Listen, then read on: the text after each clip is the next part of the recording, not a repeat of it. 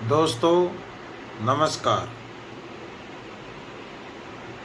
जैसा कि आप देख रहे हैं, यह है ग्लोब। इस ग्लोब पर विश्व के विभिन्न देशों को अलग अलग आकार में और उनकी अंतर्राष्ट्रीय बाउंड्री के आधार पर बांटा गया है। और हम इस ग्लोब में देखेंगे कि भारत की स्थिति कहाँ पड़ती है, और अक्षांश और देशांतर रेखाओं की बात करें तो किस हेमिस्फेयर में भारत की स्थिति पड़ती है, आइए देखते हैं। जैसा कि इसमें आप देख रहे हैं, इस ग्लोब के बिल्कुल ठीक बीचों बीच एक गोलाकार रेखा डाली गई है, जिसे हम इक्वेटर या भूमध्य रेखा कहते हैं। यह भूमध्य रेखा पृथ्वी को पूर्व से दक्षिण की ओर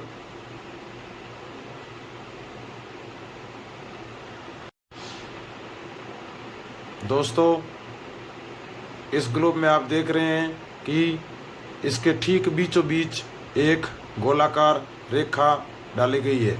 यह गोलाकार रेखा इस ग्लोब को या पृथ्वी को दो भागों में बांटती है।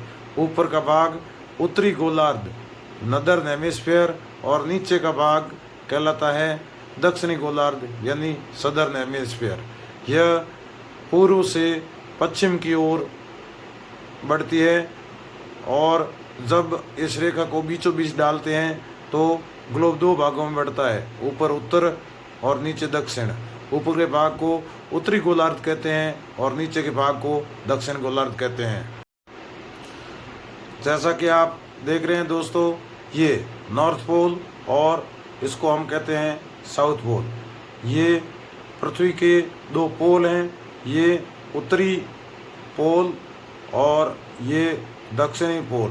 पृथ्वी के ये सब काल्पनिक है, इमेजनरी है, कहीं पर पृथ्वी के ऊपर इनको दर्शाया नहीं गया है, केवल हम इमेजिन इसकी करते हैं, केवल कल्पना करते हैं। ये जो मैंने भूमध्य रेखा या इक्वेटर की बात की थी, ये भी एक काल्पनिक रेखा है।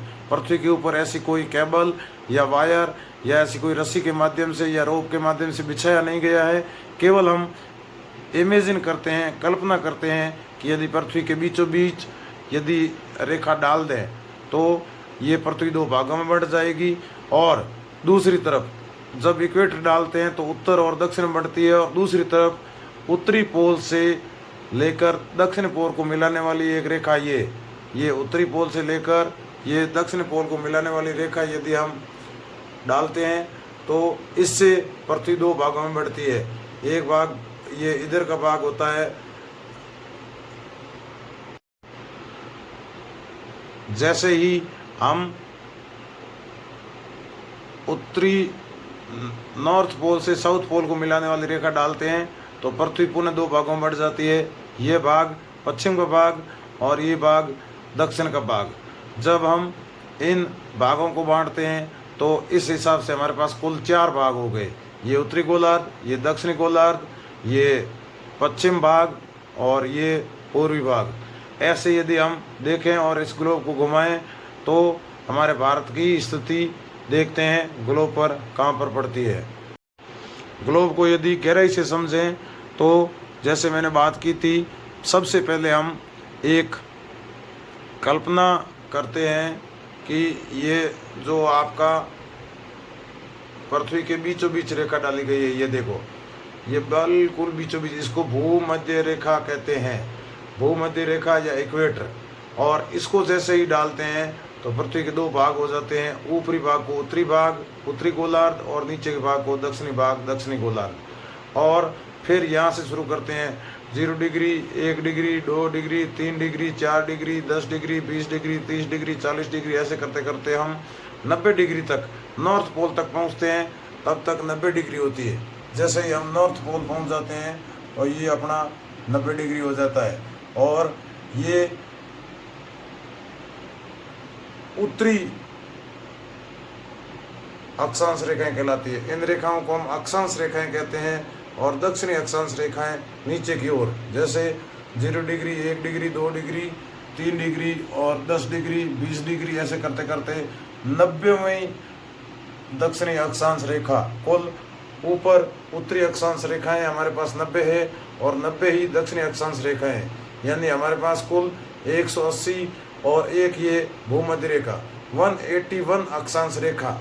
यानी यदि आपसे कोई सवाल करे कि अक्षांश रेखाओं की संख्या कितनी है, तो अक्षांश रेखाएं 90 उत्तरी अक्षांश रेखाएं और 90 ही दक्षिणी अक्षांश रेखाएं और एक हमारी ये भूमध्य रेखा या इक्वेटर, कुल मिलाकर हमारे पास 181 यानी 181 लेटीट्यूड्स है या अक्षांश रेखाएं हैं, जिनमें एक भूमध्य रेखा, 90 उत्तरी अक्षांश रेखाएं और 90 दक्षिणी अक्षांश रेखाएं।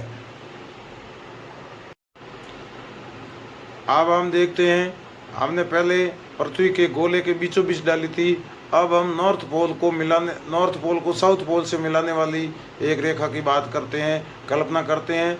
तो जैसे ही हम नॉर्थ पोल को साउथ पोल से मिलाने वाली एक रेखा की कल्पना करते हैं, तो इसे हम मुख्य देशांतर रेखा कहते हैं। मुख्य देशांतर रेखा से हम पूर्व की ओर चलते हैं तो 0 degree 1 degree 2 degree 3 degree 4 degree ऐसे करते करते 1 डिग्री पूर्वी देशांतर रेखा, 2 डिग्री पूर्वी देशांतर रेखा, 3 डिग्री पूर्वी देशांतर रेखा और देशांतर रेखा को अंग्रेजी में लॉन्गिट्यूड कहते हैं।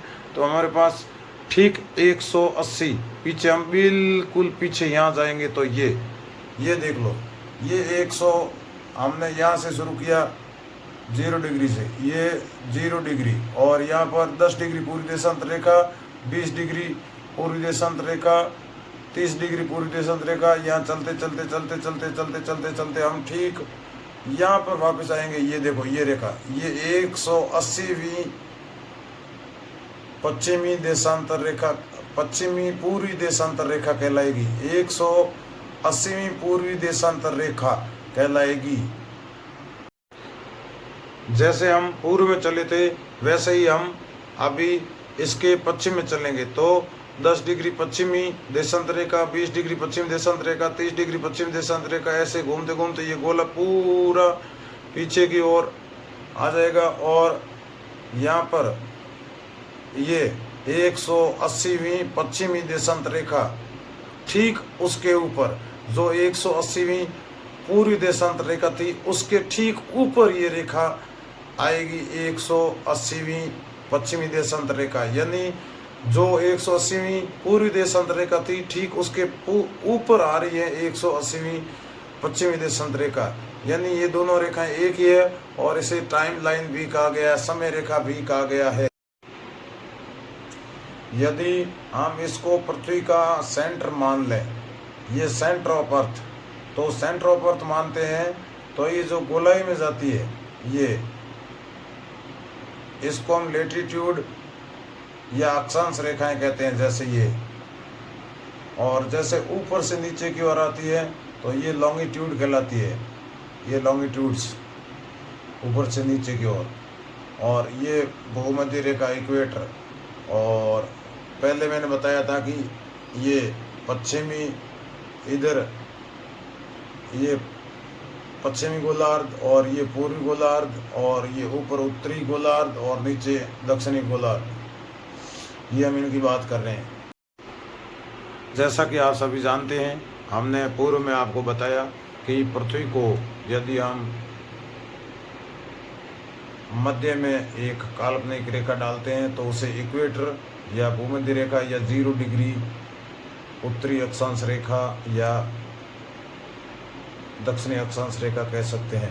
इसे पृथ्वी 2 भागों में बढ़ जाती है, ऊपर का भाग उत्तरी गोलार्ध और नीचे का भाग दक्षिणी गोलार्ध। और ठीक उसी तरह हम नॉर्थ पोल को साउथ पोल से जोड़ने वाली रेखा डालते हैं तो ये नॉर्थ पोल और ये साउथ पोल, तो इसको हम मुख्य या प्रधान देशांतर रेखा कहते हैं। और ये काल्पनिक रेखा इंग्लैंड की ग्रीनविच शहर से होकर गुजरती है, इसलिए इसे ग्रीनविच रेखा भी कहते हैं।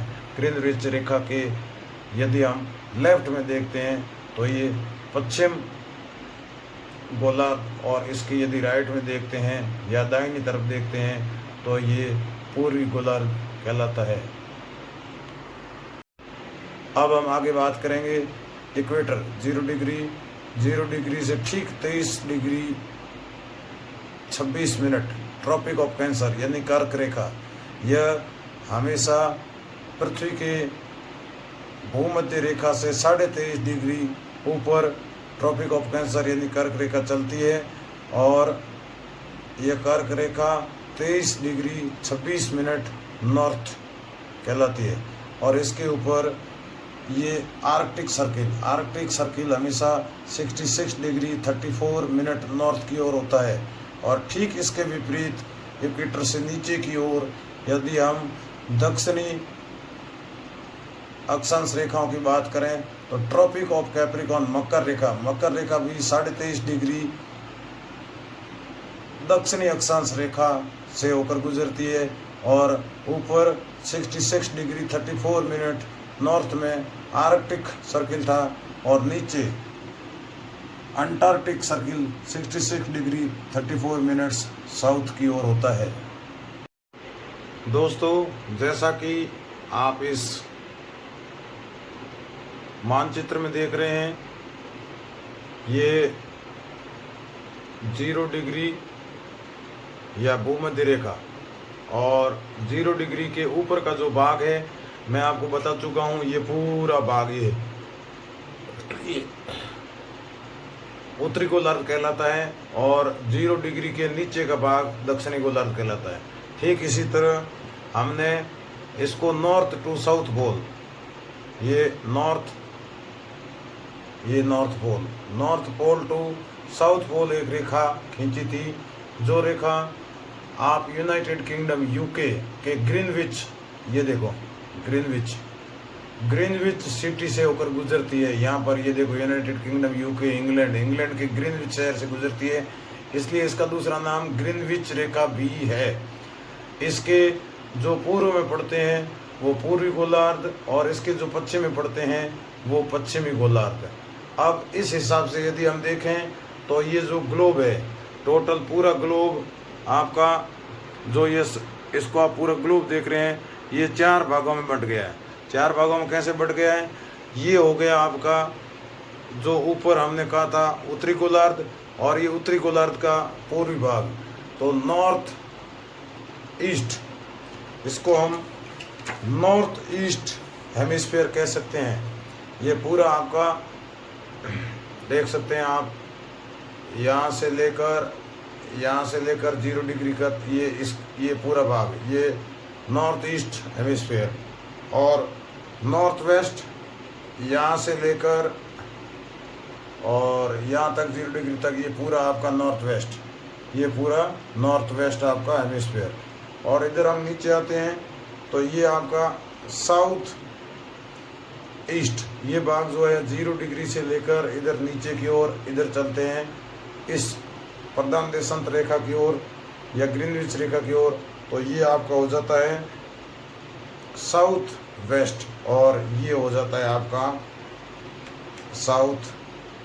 ये साउथ ईस्ट और ये साउथ वेस्ट भाग। इस प्रकार से हम इसको 4 मुख्य भागों में बांट सकते हैं। और अब हम देखते हैं हमारे भारत की स्थिति। जो भारत पड़ता है अपना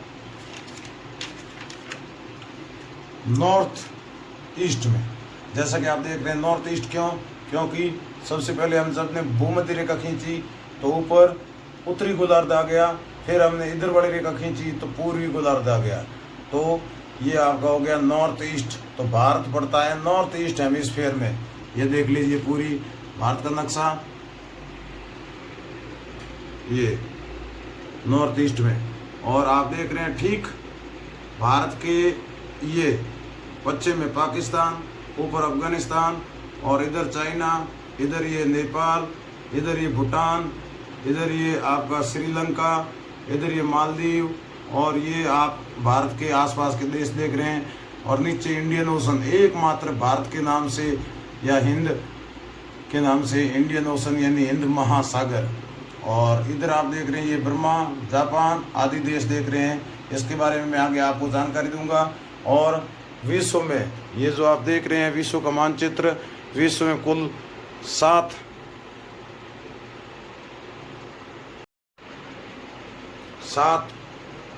महाद्वीप है, कॉन्टिनेंट है। 7 कॉन्टिनेंटों में सबसे बड़ा कॉन्टिनेंट है एशिया, दूसरे नंबर यूरोप और अफ्रीका, अंटार्कटिका, उत्तरी अमेरिका, दक्षिणी अमेरिका, ऑस्ट्रेलिया। यानी विश्व में कुल 7 महाद्वीप है। आइए देखते हैं अलग अलग। ये है आपका अफ्रीका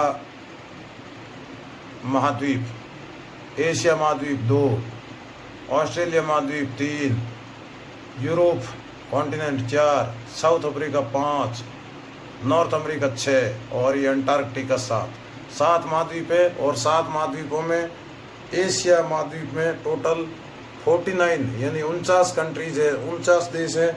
उसके बाद आता है यूरोप। यूरोप में टोटल, ये अपने एशिया में देख लिया, एशिया में कुल 49 कंट्रीज है। उसके बाद हम देखते हैं यूरोप। यूरोप में टोटल 50 कंट्रीज है। यूरोप के बाद आते हैं हम अफ्रीका की ओर, या है अफ्रीका की ओर। अफ्रीका में कुल 54 कंट्रीज है। अफ्रीका के बाद आते हैं नॉर्थ अमेरिका। नॉर्थ अमेरिका में टोटल 23 कंट्रीज है। ये north America 23 countries. North America के बाद आते हैं साउथ अमेरिका। साउथ अमेरिका में टोटल 12 कंट्रीज है। उसके बाद आते हैं ऑस्ट्रेलिया। ऑस्ट्रेलिया एकमात्र ऐसा महाद्वीप है जो अपने आप में एक देश है। और उसके बाद अंटार्कटिका। अंटार्कटिका में कोई पॉपुलेशन नहीं है, कोई देश नहीं है। यहाँ पर केवल शोध कार्य चल रहा है, जिस पर 25 से 30 देशों का प्रतिनिधित्व है और यहाँ शोध कार्य किया जा रहा है वैज्ञानिकों द्वारा। महाद्वीपों के साथ साथ हम महाद्वीपों के साथ साथ बात कर रहे थे महासागरों की, जिन्हें अंग्रेजी में ओशन कहते हैं। सबसे बड़ा पैसिफिक ओशन, ये इधर से होता हुआ घूम के वापस, यदि आप पृथ्वी गोल है ऐसे माने तो ये पैसिफिक ओशन। पैसिफिक ओशन के बाद अटलांटिक ओशन दूसरा, तीसरा हो गया आपका इंडियन ओशन, चौथा हो गया आपका आर्कटिक ओशन और पांचवा हो गया आपका सदर्न ओशन। कुल 5 महासागर है। पांचों में Pacific, Atlantic, southern ocean, Indian ocean और आर्कटिक ओशन। ये पांचों ओशन इस नक्शे में अलग अलग दर्शाए गए हैं विश्व के मानचित्र में, विश्व वर्ल्ड मैप में। और आप अलग अलग देख लीजिए, इनके साथ कॉन्टिनेंट भी दर्शाए गए हैं, लेकिन आपको देखना है केवल इन ओशंस को। तो ये पैसिफिक ओशन 2 भागों में दिखाई दे रहा है, लेकिन दो भागों में है नहीं, पृथ्वी गोल है। तो इधर से यदि हम घूम के आएंगे तो इधर ये पैसिफिक ओशन, ये फिर आपका अटलांटिक ओशन, ये आपका आर्कटिक ओशन, ये आपका इंडियन ओशन और ये आपका दक्षिणी महासागर यानी सदर्न ओशन। ये इंडिया के नीचे इंडियन ओशन। यदि एक ही मानचित्र में आप कॉन्टिनेंट और ओशन दोनों देखना चाहें तो सबसे पहले अपन देखते हैं कॉन्टिनेंट। ये एशिया कॉन्टिनेंट, दूसरा यूरोप कॉन्टिनेंट, तीसरा अफ्रीका कॉन्टिनेंट, चौथा ये आपका हो गया नॉर्थ अमेरिका कॉन्टिनेंट, पांचवा हो गया साउथ अफ्रीका कॉन्टिनेंट, छठा हो गया अंटार्कटिका कॉन्टिनेंट और सातवां हो गया ऑस्ट्रेलिया कॉन्टिनेंट। और इसी के साथ साथ हम देखते हैं अभी अपना महासागर या ओशन में देखते हैं तो ये हो गया आपका पैसिफिक ओशन 1, ये हो गया इंडियन ओशन 2, तीसरा हो गया ये आपका साउथ या सदर्न या दक्षिण महासागर 3, ये अटलांटिक महासागर 4 और ये हो गया आपका आर्कटिक महासागर 5। ये इस नक्शे में बहुत ही अच्छी तरह से आपको समझाया गया है। आर्कटिक 5वां आपका महासागर हो गया। इस नक्शे में बहुत अच्छे से आपको भूभाग और पानी का भाग, water part and land part अलग अलग करके दिखाया गया है। महाद्वीप कुल 7 है और महासागर कुल 5 है, जबकि पृथ्वी पर पानी का भाग 70 से 75% है। पानी बहुत ज़्यादा है, फिर भी महासागरों को 5 भागों में बांटा गया है। और कई आइलैंड्स है, वो छोटे छोटे आइलैंड्स अलग अलग उसके पास पानी का भाग है और चारों ओर से घिरे हुए हैं। तो आइए आगे हम देखते हैं इनके और विस्तृत रूप।